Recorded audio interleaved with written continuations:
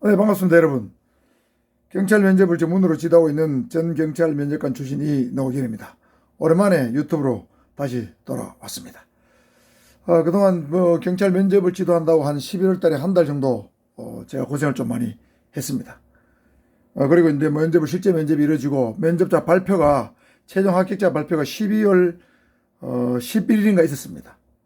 그래서 합격자 발표가 난 다음에 제가 이제 면접을 지도한 학생들을 대상으로 해가지고 과연 면접 지도가 어느 정도 효과를 받는가 이걸 분석을 한번 해봤습니다. 한 열흘 이상 제가 자료를 준비를 해서 분석을 해봤는데 그 결과를 말씀드려 보도록 하겠습니다. 제가 분석해본 이유는 앞으로 이제 경찰 면접을 볼 사람들, 응시할 사람들에 대해서 이제 도움을 주기 위해서 어떻게 면접을 준비하면 좋을 것인지, 어떻게 하면 최종 합격할 수 있을 것인지 이런 부분에 대해서 여러분 좀 도움을 좀 드리기 위해서 이렇게 분석을 하게 되었습니다. 제 자료가 여러분들이 굉장히 많은 도움이 되었으면 좋겠다. 이런 생각을 가지면서 잘 들어주시길 바랍니다. 일단 저는 부산에 있는 서면에 한국경찰학원에서 경찰 면접을 지도를 하고 있습니다. 지도한 기간은 2020년 11월 2일부터 11월 27일까지 약 4주간이 되겠습니다. 11월 한 달이죠. 그 다음에 수강생은 총 51명을 지도를 했습니다.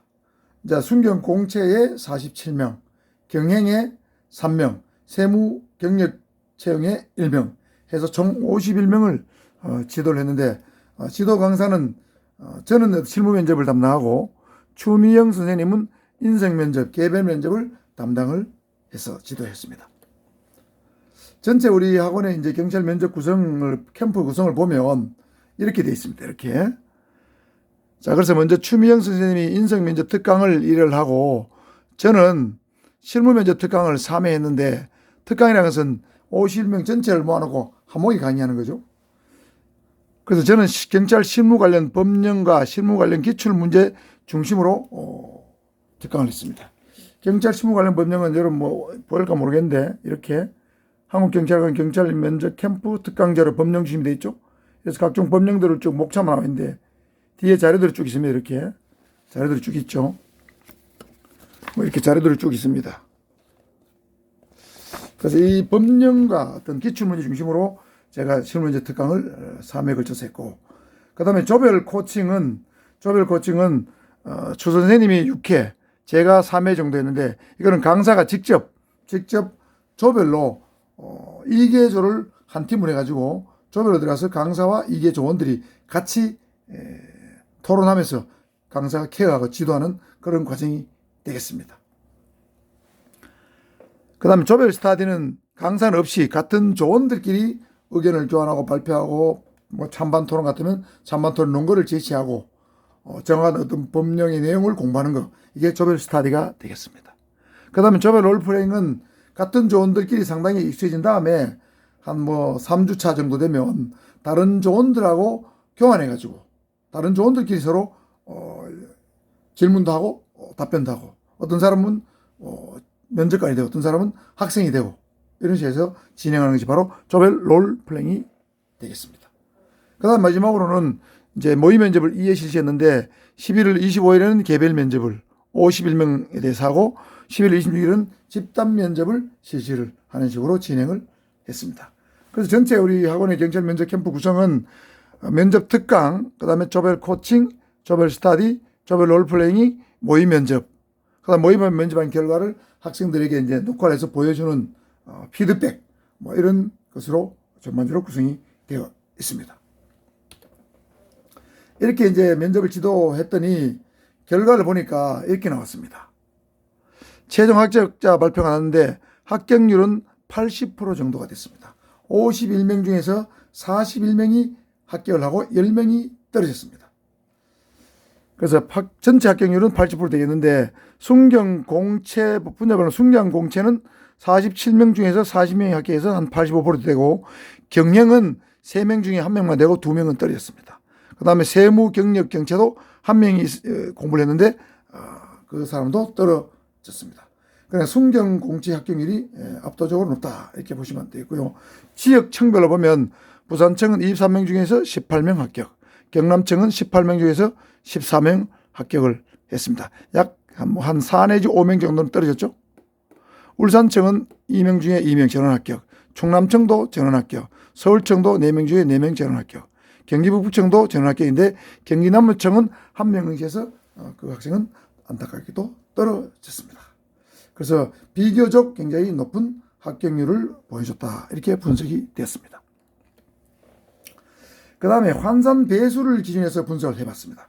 이 환산 배수는 뭐냐면 51명에 대해서 필기 점수와 체력 점수를 환산해서 조정 점수를 가지고 1배수 안에 들었는가 안 들었는가, 환산 1배수 안에 들었는가 안 들었는가를 보고 합격했는가 불합격했는가를 분석한 결과입니다. 그래서 분석을 해봤더니 환산 1배수 안에 든 사람이 합격한 사람은 34명이고 불합격한 사람은 1명밖에 없었습니다. 요 불합격한 이유는 나중에 말씀드리겠습니다. 그 다음 환산 1배수 밖에 환산 점수가 저조한 학생이 합격한 경우는 7명이 있었고 불합격한 경우는 9명이었습니다. 환산 1배수 밖에 있는 사람도 상당수가 합격을 했죠. 다시 말해서 이 7명은 환산 점수가 낮음에도 불구하고 면접을 잘 봐서 뒤집었다는 얘기입니다. 역전이 일었다는 얘기죠.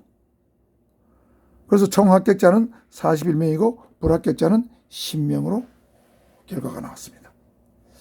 그래서 시중에는 학생들이 이런 말을 합니다. 합격자는 환산순이다. 환산이 높으면 합격한다. 환산이 낮으면 불합격이다. 이런 말들이 많이 떠들었는데 그것이 틀렸다는 것이 입증이 되었죠. 보시다시피 환산 1배수 밖에 있는 사람은 7명이나 합격을 했습니다. 다시 말해서 환산 1배수 안에 있으면 합격할 확률이 매우 높고 밖에 있어도 합격할 확률이 굉장히 있다는 뜻이죠. 면접만 잘 보면 얼마든지 역전이 가능하다는 것이 이번 분석에서 결정적으로 입증이 되었습니다. 그 다음에 가산점이 5점이 만점이죠. 5점이 만점인데 대부분 5점을 만점을 받고 시작하는데 우리 학원에서는 가산점을 4점을 받은 사람이 5명이 됐습니다.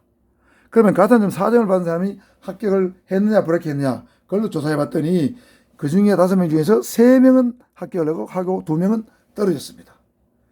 그런데 그 내용을 자세히 들여봤다 봤더니 이 3명, 합격자 3명은 역시 환산 1배수 안에 있었다 이런 뜻입니다. 즉 가산점을 4점 받았더라도 필기와 체력을 잘 봐서 환산 1배수 안에 있었기 때문에 가산점 4점을 받아도 합격이 가능했다는 얘기죠. 그리고 떨어진 불합격자 2명은 역시 환산 1배수 밖에 있었습니다. 그러니까 필기와 체력도 나쁜데 가산점도 4점밖에 안 되니까 역시 떨어졌다는 얘기죠. 그래서 결론적으로 말씀드리면 필기와 체력도 잘 받고 환산 1배수 안에 있으면 가산점이 4점이라도 합격한 경우는 있을 수 있다. 그러니까 1점 차이죠. 가산점 5점하고 4점은 1점 차이인데 1점 차이는 필기와 체력을 잘 받고 면접에서 잘 보게 되면 이건 얼마든지 합격 가능성이 있다. 그런 뜻이 되겠습니다만 그렇다 하더라도 가산점을 5점 받고 시작하는 것이 훨씬 더 유리하다는 것은 당연한 것입니다. 첫째 시간에는 여기까지만 일단 하고요.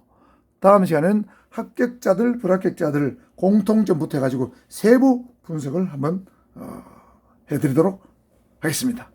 자, 2부 기대해 주십시오.